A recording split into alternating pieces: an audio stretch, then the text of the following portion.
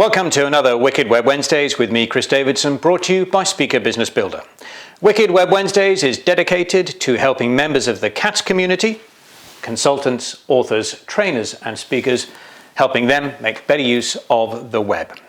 Today's topic, offers and products. But before we dive into that, please make sure that you've subscribed to the channel if you haven't already done so. I'd hate for you to miss out on future videos. Okay, let's get going. Offers and products. Consultants, authors, trainers and speakers. I've looked at thousands of their websites over the past few years.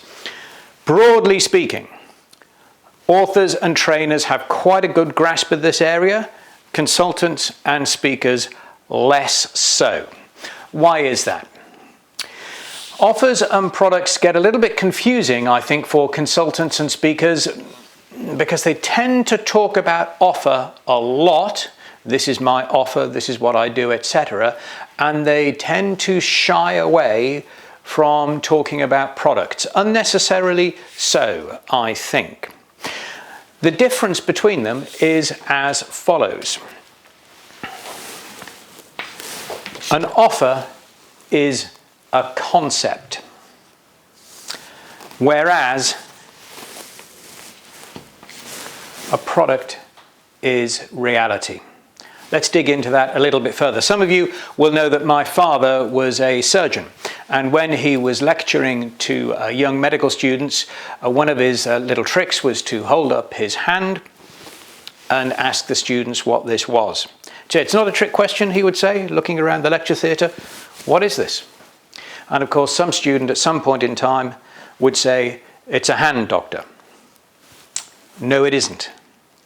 This happens to be a male hand, and it happens to be a right male hand, and it happens to be European male hand, right hand.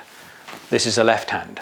There's no such thing as a hand. A hand is a concept. That's the offer, if you like. It's a conceptual thing. In reality, it either has to be a right hand or a left hand, a male hand or a female hand, adult, adolescent, or child. You get the point I'm making. Now, authors have this quite well organized. Their offer is a book, and of course they could be more particular about that. They could say, I write books on engineering mathematics, for the sake of argument. That's their offer.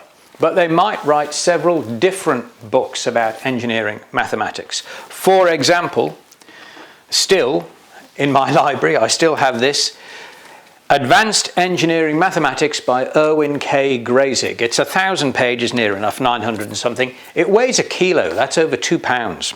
It's a chunk of a book. Look at the width of it. Advanced Engineering Mathematics by Erwin K. Grazig. That is very definitely a product.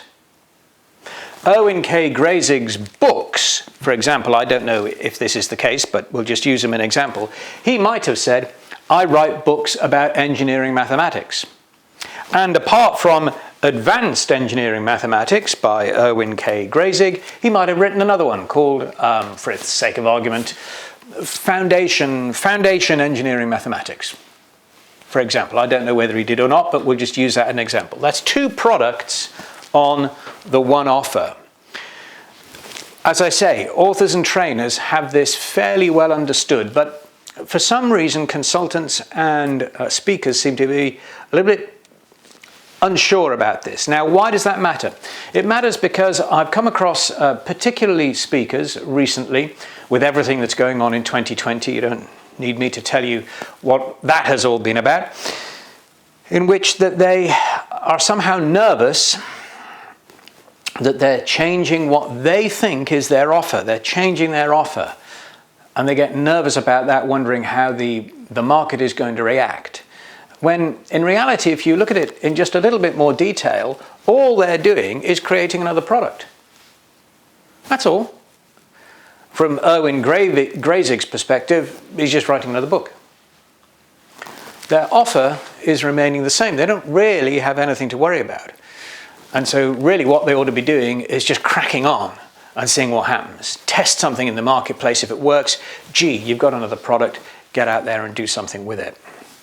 So that's an important point, I think, because I want to follow on next week with part 2 of this video, in which we're going to look much closer at products and product descriptions. But I do think it's really important to have a very clear idea in your mind as to what the offer is in terms of the area of expertise in which you operate, what it is that you do, but that's very different from the product, which is the tangible thing that people buy from you.